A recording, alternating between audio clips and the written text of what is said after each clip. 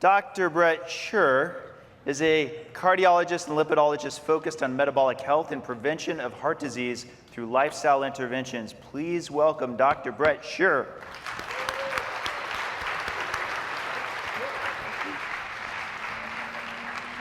So one thing you may not know about me is I'm also a country music fan, like Eric Church. Anybody like Eric Church? Yeah, so where's Ken Berry? He lives in Tennessee. He's got to be a country music fan, right? Okay. So Eric Church has the song, If I Could Kill a Word, right? If I could kill hate or fear or loneliness, he would kill those words. Well, I want to kill a conversation. I want to kill the conversation where someone walks into their doctor's office and says, I want to try this ketogenic diet because I heard it can help my type 2 diabetes, ulcerative colitis, PCOS, bipolar disorder, enter diagnosis here. And the doctor says, yeah, but haven't you heard? The keto diet's like the worst diet. Don't you read US News and World Report? Don't you see the internet, right? I want to kill that conversation. And I think the way we can kill that conversation is by realizing ketosis is a therapeutic medical intervention that's as strong or stronger than most of the medicines we have. It's not a diet. And that's, thank you very much. So that's the root of my talk. When is a diet not a diet? So therapeutic nutritional ketosis is not a diet. It's a medical intervention. And I think when we can start talking this language, doctors and other healthcare professionals will start to realize we're not talking about what the US News and World Report doesn't understand. We're talking about what the medical community needs to understand. So first, my disclaimers. I don't have any relevant medical, pharmacologic, or food industry funding. I am the director of Metabolic Mind, which is a nonprofit initiative, a Bazooki group, where we're exploring education and resources at the intersection of metabolic and mental health. And I have a consultative medical practice. So this is standard medical care, right? We see it time and time again. You walk in, you get your drug, and you leave. And the future doesn't look brighter because now we're just going to more expensive injections instead of medications. And if this is the paradigm we're working from, then a diet is a diet, right? If this is your paradigm, a diet does not become a medical intervention, especially when the diet that we think is supposed to work is eat less, avoid fat, and move more, which can look like this. Who wants to eat like this? All right, a little bit of an exaggeration. But instead, when people are taught to eat like this, they end up eating like this. And then they say, okay, well, moderation. So they eat a little less of that. And we know that does not work. Like if you ask any doctor, does this work? They will say no. And then you say, well, what are you doing about it? And they say, well, diets don't work. And that's where we have to change the conversation. Because diets like this, we're all here because we know diets like this work. Now, what does it mean to work? Well, that's part of the problem. It can work in so many different ways. Do you want to lose weight? Or do you want to put a chronic, seemingly irreversible medical condition into remission? And that's what can happen. So, ketogenic therapy, therapeutic nutritional ketosis. The words we use matter, right? If we use the word keto diet, that comes with so much stuff, right? Whether it's the internet, whether it's the way you're taught in medicine, a keto diet comes with baggage, I guess you could say. Not necessarily all deserved, for sure. But what about ketogenic therapy? What about therapeutic nutritional ketosis? It's more of a mouthful, but it explains more of what we're doing. We're using the physiologic state of ketosis to treat a medical condition. And if we can start framing the discussion around that, things will change. But is there evidence? Well, yeah, there's evidence. So, efficacy and safety of low-carb and very low-carbohydrate diets for type 2 diabetes remission. Systematic review and meta-analysis of published and unpublished randomized trial data. Now, that's a mouthful, but type 2 diabetes remission. So the doctors in this room know, like when you were in medical school, did you ever hear the words type 2 diabetes and remission used together? Never. Never. It's not a thing, or it wasn't a thing, I should say. Now it is. And is this a one study? No, this is a systematic review and meta-analysis of published and unpublished data. So there's more than one study.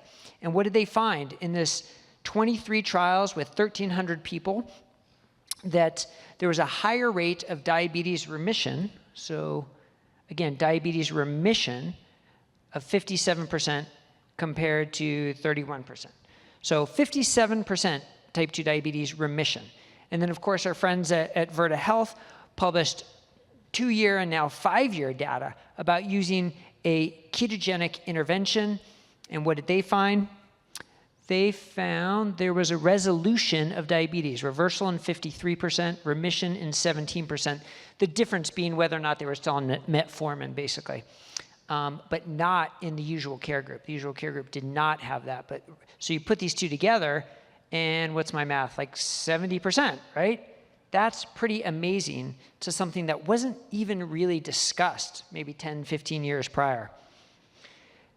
And no, I did not forget to put something on the slide. This is the number of studies showing 70% remission or reversal for using medications in type 2 diabetes. Here's the whole list. And someone may say, well, what about GLP-1s? Aren't those starting to show benefit and remission? And the answer is no, because you're dependent on the medication. And that's the whole point, that we can treat a disease, put it into remission without being dependent on the medication. And studies are clear, when you stop the GLP-1s, you gain the weight right back. Except since we mentioned Virta, they also did a recent study showing that if you treat those people getting off the GLP-1s with a ketogenic diet, they don't regain the weight. So another interesting finding. But then what about other ways that ketogenic therapy, ketogenic interventions can be beneficial? And I like this slide because it shows the brain. And the brain is, here looks sort of like mystical and magical. And in a way, that's sort of how it's like in medicine. If you're not a neurologist or a psychiatrist, the brain is like its own thing out there. And you don't quite understand it or want to understand it. But what we know is mental health is health. I give credit to Georgia Ede because she always says, last time she checked, the brain was connected to the body. So we better start treating them like they're connected, because mental health is health and health is mental health. And what we know from decades of research and a century of experience is epilepsy responds well to ketosis. And epilepsy and mental illness are both in the brain. They're brain cells. And we know that there's some potential shared mechanism and there's some potential shared medications. So if something works for one, it makes sense that something would work for the other. And we know the brain likes ketones. Well, what does that mean? That's sort of like a glib statement, right? To say what does anthropomorphize the brain, to say that it likes ketones? Well, let's think about it. What do we know about what happens in so many neurologic and mental health disorders? We know that the fuel usage, the fuel transformation of glucose to useful energy is impaired. We know that. That's not like a question. So how do we improve that? Well, providing ketones, novel, or not novel, as a different source of energy, as a more efficient source of energy, makes sense. And we know it works. And research is starting to show us how and why it works. And these are other effects that ketogenic interventions can have on the brain. They can balance neurotransmitters by increasing GABA, decreasing glutamate. This is shown in patients with epilepsy. And actually, there's a study starting right now from the University of Pittsburgh with Dr. Mary Phillips, where they're looking exactly at this in patients with and without bipolar disorder to see if the effects are different or similar. But we know this is an effect with someone with epilepsy, so why wouldn't it be effect? The brain is the brain, neurotransmitters are neurotransmitters. Ketogenic interventions can do that. They can decrease neuroinflammation. That's a very important finding.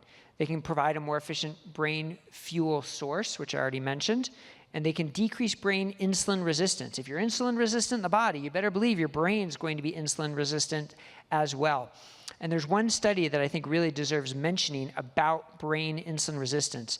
Dr. Cindy Calkin did a study where she treated patients with treatment-resistant bipolar depression with metformin, a drug that works in the liver, not in the brain, works in the liver. And she found that those patients who took the metformin and reversed their insulin resistance, measured systemically, dramatically improved their symptoms of bipolar depression. Not by giving any medication that's supposed to work in the brain, but only by improving insulin resistance. So there's a pretty clear association. Improved mitochondrial energy production with ketosis. That's something we're learning a lot about now, but is pretty clear to affect the cellular function of brain cells. And it can affect the microbiome and how that relates to the brains and so many others. Now, Does this sound like a diet to anybody? Do you think reducing your calories by 500 calories is going to do this? Do you think just simply changing, the type of carbohydrates you're eating is going to do this? No. No, and that's why I don't like to speak about ketosis as a diet. This is a medical intervention. Show me a drug that does all these things, and I'll show you $1 billion blockbuster. But we don't have that. We can do that by changing the way we eat. But eating better isn't enough, just like I said, right? Just decreasing your calories, trying to focus a little bit more on healthier foods doesn't have those effects. Sure, if we cut out ultra-processed foods, if we eat whole foods, we are going to dramatically improve our health, but not to the point where we are having all these effects, right? So I'm not discouraging anybody from saying, I want to cut out ultra-processed foods, I want to eat more whole foods, even if it's not a ketogenic intervention. That's fine, you're going to see benefits. But if this is your goal, there's one way to get there, and that's with ketogenic therapy. Now, studies are happening for sure, and this is an old slide, actually. I really need to update this to say that there's one observational study and one case study in bipolar. Not anymore. Now we can probably add 3 more to that. And same for major depression, we can add one, and schizophrenia we can add. So this needs to be dramatically updated. But the point of this slide is, what level of evidence do we need to recommend a food-based intervention? Right? If it's a drug, you need the randomized controlled trial, you need the FDA approval. You also have pharmaceutical companies spending hundreds of millions, if not billions of dollars to perform those studies. But when it's a food-based intervention used as powerful as a medicine, we don't necessarily need that.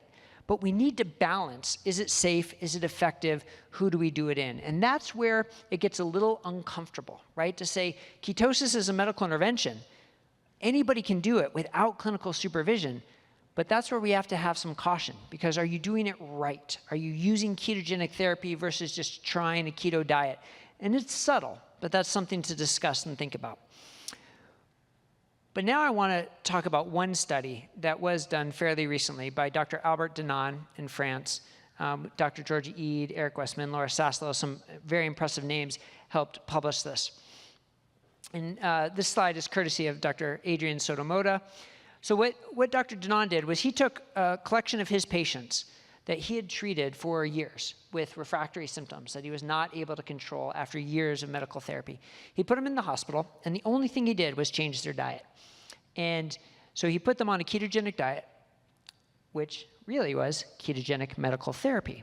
And you can see the results were very impressive, with 100% improved their symptoms, 43 clinical remission. And again, if you talk to psychiatrists who've been doing this for decades and say, what's the likelihood of achieving clinical remission for refractory mental illness, they would probably just scoff and say, no, it doesn't happen. Well, yeah, it does. 43% of them did it with a ketogenic intervention. And you can see they also lost weight and they reduced their medications. But I want to draw attention to some of the specifics. So the Hamilton Depression Rating Scale, okay? So that's just what psychiatrists can use to measure the symptoms of depression. And keep an eye on these numbers, from 25 down to 7. Okay, and the Positive and Negative Syndrome Scale, PANSS, from 91 to 49. What does all that mean? Well, we're going to get into that. Okay, so here's what, this is the Hamilton. 23 is severe depression, 7 is normal. Remember, it went from like 22 to 7? That's pretty impressive just based on that. But how does this compare to other studies? So this was a study looking at nortriptyline. I apologize, it's a little complicated. But nortriptyline was, I guess, one of the first sort of antidepressants that was approved for use. Well, not one of the first, but one of the first sort of mainstream, very well accepted antidepressants. And what they found, if you look at, what am I looking at here? I should know this. Okay, this was the intent to treat, and this was those who actually completed the trial. But if you look at where are they starting at? They're starting in like that 22, 23 range, similar to what they were in Dr. Denon's study. And where are they getting down to? Oh, they're getting down to like the 5, 6, 7 range, similar to Dr. Denon's study. Huh, here's an FDA-approved drug showing a change very similar to what Dr. Denon showed with ketogenic interventions. So remember, they started with 25 and got down to 7. Very similar to what was used for that FDA approval of nortriptyline. Interesting. Well, how about this? This was olanzapine, risperidone, or antipsychotic medication, so using the PANS score. And here they went from 95 to 47. Sounds oddly familiar to what they showed in Dr. Danon's study, right? Going from 91 to 49.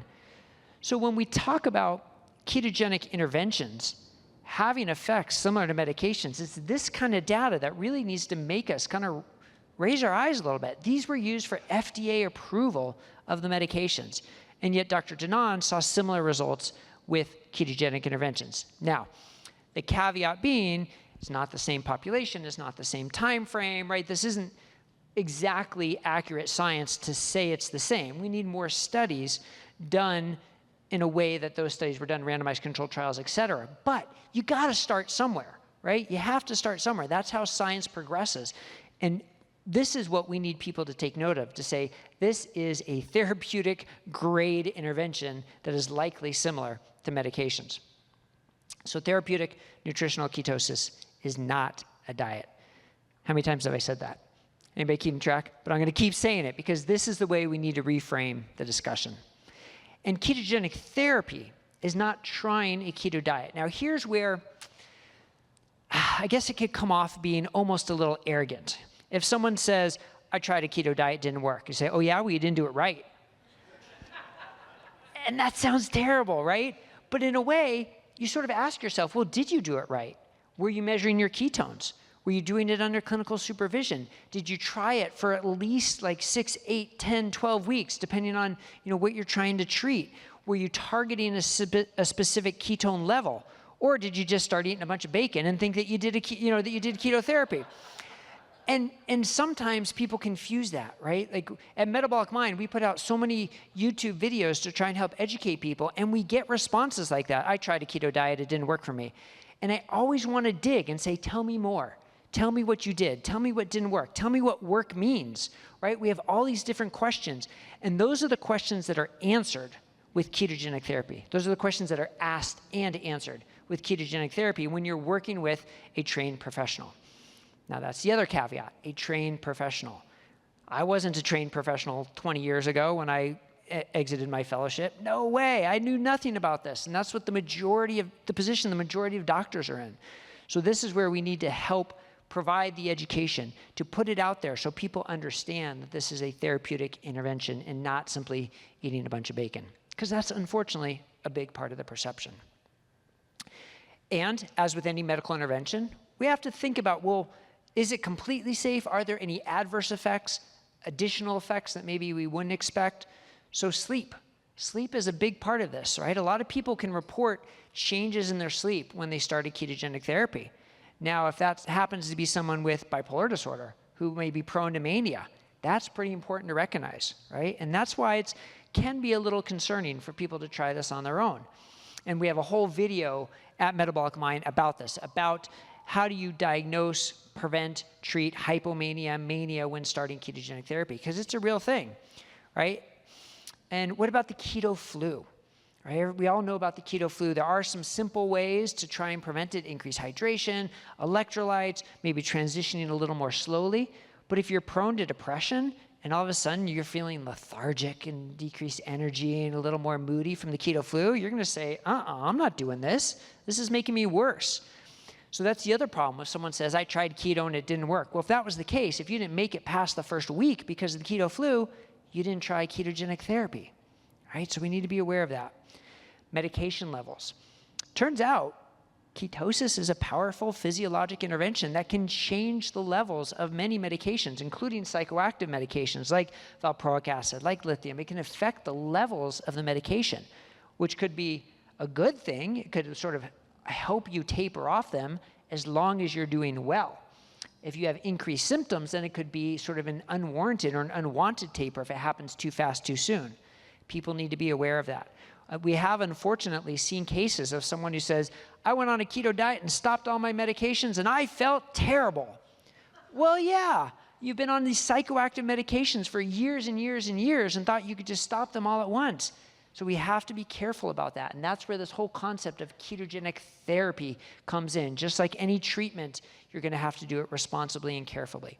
And then energy levels, sort of like with the keto flu, energy levels can go up or down with ketosis.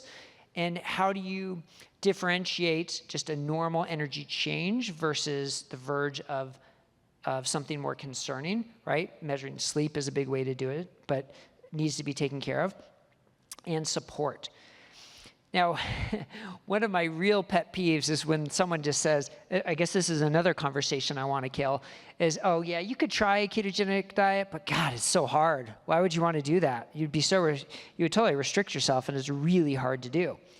Well, that may be true for some people, but I want you to ask Matt Bazuki how hard it is, you know? For him, sorry if I'm speaking for you, Matt, but you know, something that changes your life like that isn't so hard. I think probably having psychosis and having mania, that's pretty hard. And compare that to just not eating bread and not eating pizza. So you really have to put this into context. So it really bothers me when someone says it's too hard to do. Now, that being said, I'll admit it's not easy for everybody. For some people it's very easy, and for some people it isn't. And that's where this concept of support comes in. You know, another thing we hear is, yeah, I tried the keto diet and it was just too hard to do. Well, did you have anybody helping guide you to try and help you figure out which foods to eat, how to substitute different foods, how to shop, you know, how to order out? All these things make a difference. And so support is part of prescribing a ketogenic intervention responsibly. And so that's one thing we want to do at Metabolic Mind, is we want to help provide that information for people so they can understand the different concepts involved with starting ketogenic therapy, what you could expect, what you have to look for, how to talk to your doctor about this, what lab tests to get. And so thanks to the Bazuki family and Bazuki group, we have almost 100 videos now on YouTube about this. We have newsletters and we have blogs and we have links to all the other people in this field trying to elevate what is happening for using ketosis as a therapeutic intervention. So I'll say it one last time. Ketogenic therapy is a medical intervention, not a diet. And once we can change the way we talk about it, we can hopefully start to change how physicians and clinicians see that and start getting people treated with it appropriately, safely, and effectively. So thank you very much.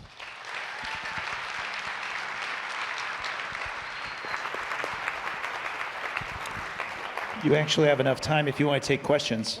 Does anyone have any questions for Bret? He actually has another 8 minutes unless he wants to yield it. I can't see a thing, though, so I don't know who's asking questions. Question there. Go ahead. Yeah. So if you have someone that's fighting PTSD and anxiety, and they're trying to get their protein up, what would be the ratio? I saw the 80% for fat, but would 1-to-1 be okay? Or Can you repeat it? Yeah, great question, and I'll take it more in a general context. What kind of ketogenic diet, right? So when we talk about ketogenic diets and you refer to how they were used initially for kids in epilepsy, it was this 4-to-1 keto diet, which is really low protein, very high fat, and of course, very low carbs. But we've learned since then that a modified Atkins diet likely works just as well. And modified Atkins can be up to 30% protein, so very different than that 4-to-1. So that's the beauty of ketogenic interventions, is you can test it. You can't test how compliant you are with a Mediterranean diet or a calorie reduction necessarily, because nobody really knows how to count calories. But Keto Mojo, raise your hand, Keto Mojo. You can test your ketones and you can know exactly where they're at. So some people, especially if you're metabolically less healthy, may lower their ketone levels when they get up to protein of 1.5 grams per kilogram. Other people can maintain high ketone levels despite 2 grams per kilogram. There is some variation there. So I'm a big proponent of protein. We want lean muscle mass. We want to remain, it's very important for metabolic health, very important for longevity. So I think we need to make sure we are getting adequate protein. So doing that balance of ketogenic therapy with adequate protein, I want someone to eat as much protein as they can without seeing their ketone levels drop. All right, so that's where testing your ketones can be so important, and that's part of ketogenic therapy. not just starting a keto diet and blindly going, but testing. That's one thing I love so much about ketosis is we can test it. Yes? I'll repeat it. Yeah, I'll just repeat it. So question for you. I feel like a lot of people in our community don't know the mental health benefits of keto. So what can we all do? We're all here. What can we do as a community to help spread that word so people know that keto can help with their mental health? What can we as a community do to spread the word so people know that keto can help with mental health? Go to Metabolic Mind. I got to say that. You know, have everybody go to Metabolic Mind. Have them read Georgia E's book. Have them read Chris Palmer's book. Have them follow Nicole Laurent on Twitter. This is a movement that is gaining so much speed and really. And you bring up a good point. You know, 2 years ago, probably nobody really knew about this, and these resources didn't exist. And again, a tremendous gratitude to the Bazuki family to now have these resources and to be able to elevate everybody else who's providing other resources. So we have to start talking about it, and we have to start referring people to these sites to give people hope who are looking for something different and something better, and also so for clinicians to learn more. And hopefully coming down the road soon, we'll have more clinician training about this as well. Yes? Do you require a specific ketone level to see the benefit of the diet? Yeah, thank you, Dr. Ali. Does it require a specific ketone level to see benefit from therapeutic ketosis? And the answer is maybe. And so Dr. Ian Campbell completed a pilot study at the University of Edinburgh, and it's been presented and will be published soon. He did see an association with improved mood with higher ketone levels, up to like 2.5 or 3, I think, if I'm remembering correctly. Not that there was no benefit at lower ketone levels, but there was increased benefit as ketones increased. If you talk to Chris Palmer, he likes to shoot for around 1.5. We have an example of an individual, Lauren Kennedy, whose YouTube channel is Living Well with Schizophrenia, which I highly recommend. She lives in ketone levels of like 4, where she feels really good, and she came down to 1.5 and noticed a significant difference and started to notice some of her psychotic symptoms coming back, interestingly. So it's clear there's some individual variation, and it's probably safe to say in general, a little higher is probably better, but it's very individualized. So the blanket statement would probably be, you know, if you want to shoot for something, shoot for above 1, but test how you feel. See how you feel at 3. See how you feel at 0.8. Try some MCT oil. Try adding some extra fat. See if you can, you know, dial your ketone level up and down to see if it makes a difference. All right, but Thank you, Dr. Scher. Yep.